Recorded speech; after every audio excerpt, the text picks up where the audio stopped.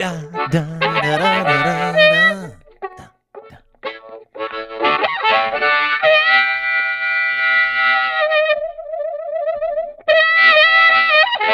Hi, everybody. Nice to see you. Good to be back. My name is Dean, and along for the ride today, it's a quick one. Mr. Charles Adler from the Charles Adler podcast. You can get anywhere you get your fine podcasts, and he joins me on the program today. Charlie. How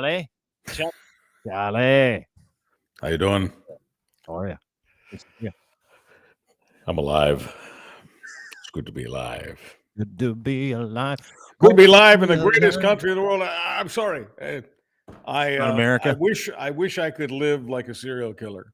Yeah. I wish I had the freedom of a serial killer, but I can't. I can't afford 3 squares a day. I can't afford to pay the rent. I can't afford skates. But if I end up in a medium security pen, I can have skates and 3 Tennis. squares, and I can live. And of course, all of this is the worst kind of bullshit in the world, aimed at people with no education, no hopes, no prayers, nothing.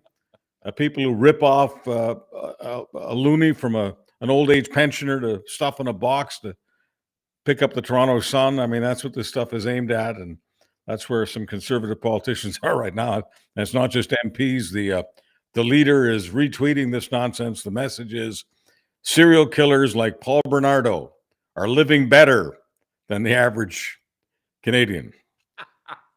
This is the polls show they're way ahead. The polls show they're about to take power. They're about to get one of the largest majorities in history. But yeah. I guess the people who are fundraising for the Conservatives, they just can't get enough. They want every dime out there. They're dragging the Zamboni out over the entire ice surface. They want to pick up every boot, every candy, whatever's been thrown on the ice. They want it all. Yeah. And this is how they're doing it. Serial killer pickup hockey. Wow. Charles likes to, it's really kind of a cheat code. He's like a human cheat code when it comes to understanding this stuff, because these are talking points. These are what we call political distractions. They're meant to separate certain people from reality and money and votes, right? So, but this one is especially stupid and transparently dumb. And I was very interested as soon as I saw this. I'm like, okay, there's an MP in Canada. His name's Frank Caputo. And if you know anything about how political parties work, the leader of the party is like, okay, we're going to work these angles this week, this month. We're going to do these things. But how on earth does this make it to print? Because I need to understand this instead of get angry at it.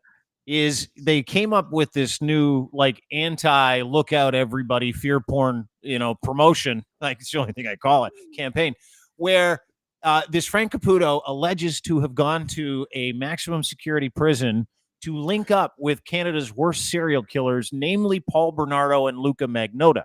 Now, these are serial killers that are life in prison because they're psycho and they're never going to get parole.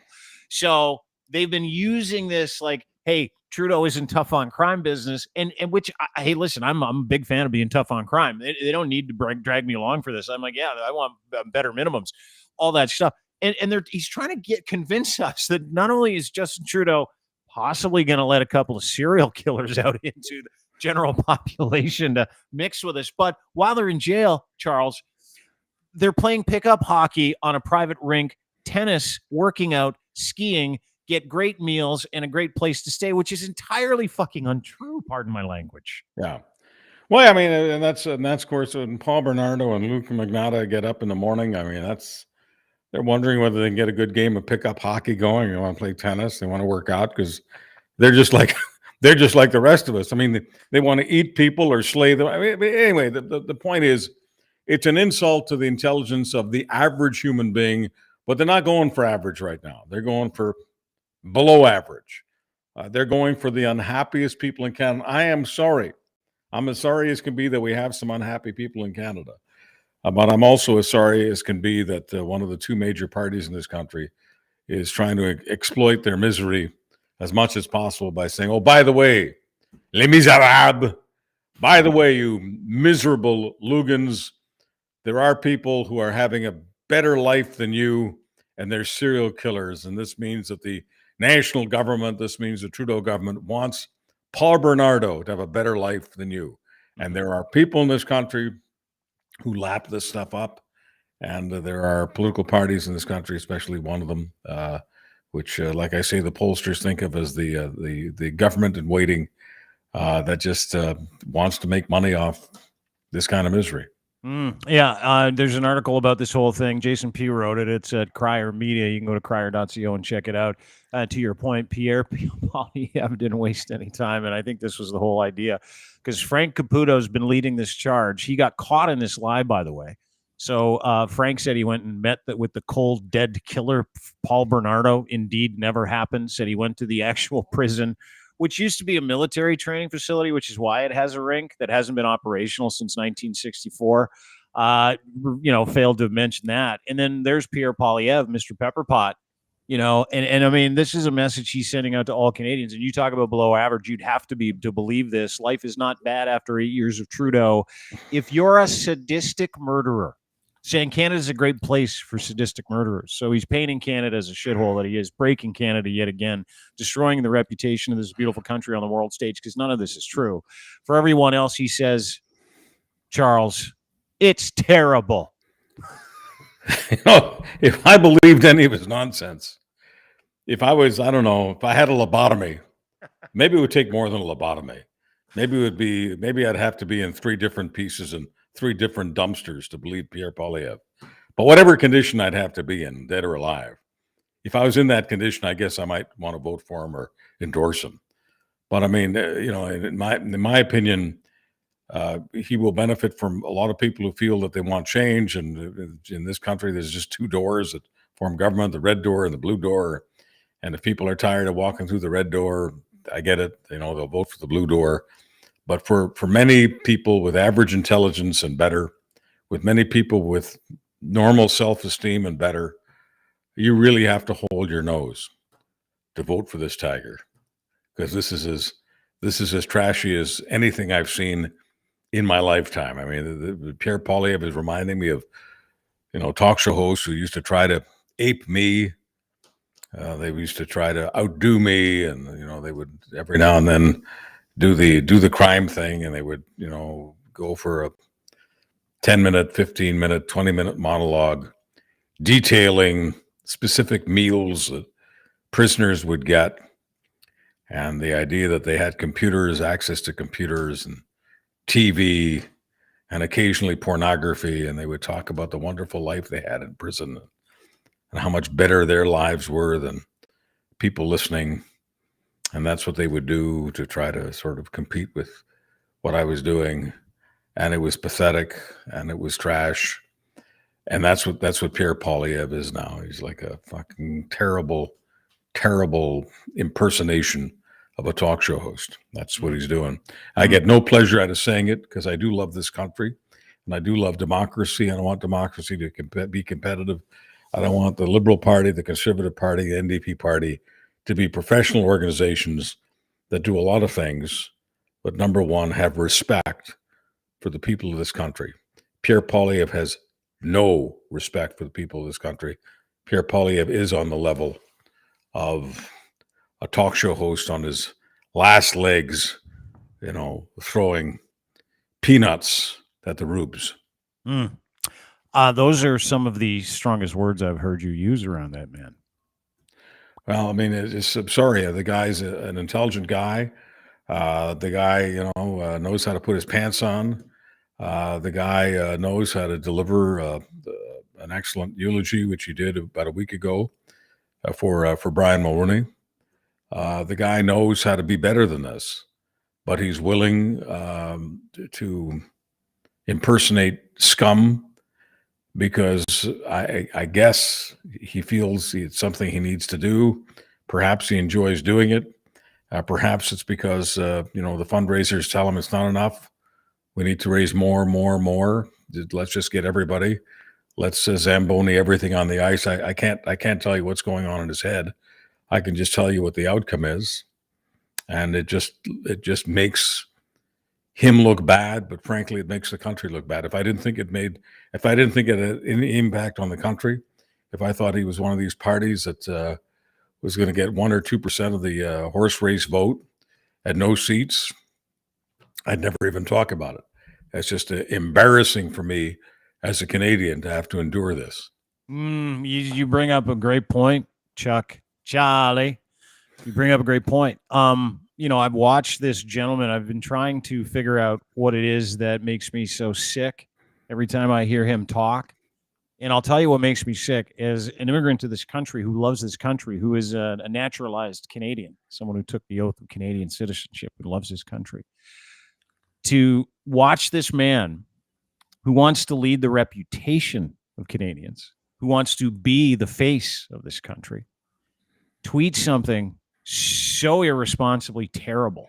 And it's not just that he retweeted some other guy's lie. And that guy, Mr. Caputo, got caught in that lie. He's being dragged today by CTV in the World. And he's like, well, of course the hockey rink doesn't work. It's spring. Duh. We're like, no, it's not functional. Like it hasn't been for 30 years.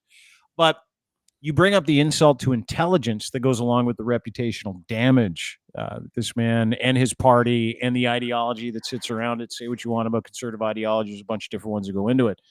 But that's the part that pisses me off the most, is that he continues to make Canada on purpose and the people in it look like assholes, look like hateful people, look like it's a paradise for serial killers in that tweet. And everybody else here is suffering or oppressed, which is entirely untrue. And on top of that, which I find interesting, is the people that can see through this horse shit, he just ignores. And that's the insult to my intelligence and your intelligence. And I can't imagine your intelligence being insulted more than mine, even though it has to be, because you know what's going on here and you have friends that have offered better talking points, but they continue to get ignored. Well, look, he just continues to embarrass this country. I've been a small C conservative my entire life. My natural political home was the Conservative Party. So it's not like I'm, a card-carrying liberal or a card-carrying NDP or anything. So I mean, and there, many of my friends, most of my friends are conservative, and and if I ever bring this stuff up, they say, Chuck, it's just business. They're just aiming at whatever the low enders, and what are you worried about? And maybe they're right. This stuff shouldn't worry me, but it does. I love this country. This country is not some bunghole of a country. It's a real country. In my opinion, it's the greatest country in the world. If people want to say, well, it's not the greatest, it's top 10, it's whatever. It's a world-class country. We have world-class people. We fought over the years to free millions and millions of people. And we have brought many millions on these shores, and they have created opportunities for themselves that are greater than opportunities created for people in just about any part of the world. I'm proud of this country. I love this country. And I don't think that you have to run the country down. I made this point in a column that I wrote a while ago that, conservatives were able to win elections disparaging their opponents, of course, disparaging the liberals. Yes, disparaging the NDPers, disparaging unions, disparaging their opponents. That's fine. It's one thing to disparage your political opponent, but don't sewer the country. This country's not a sewer. And if you want to treat my country like a sewer, then you are sewage. You are political sewage. I don't care what Abacus says, or Ipsos, or Nanos. None of those things matter. They don't matter more than respect for this country. Have some honor. You're called honorable. I know it's just a title, but start taking it seriously. There's nothing honorable about trashing the country we love. And if you don't love this country, go do something else. Thank you. And with that, we'll wrap up this 15-minute understanding of what goes on in this country in terms of distractions and embarrassments. There is no better person to help us see through the bullshit, and it is bullshit that we are being farmed on a daily basis in Charles Adler. You can download his podcast anywhere you get your fine podcasts, the Charles Adler podcast. You can find him on Twitter at Charles Adler as well, and at Crier Media. Thank you, sir. Nice to see you today. I love you, Canada. Thank you. Appreciate you. There you go, ladies and gentlemen. Charles Adler with some common sense if you're thinking of voting for that guy. Have a great day. See you tomorrow. Bye.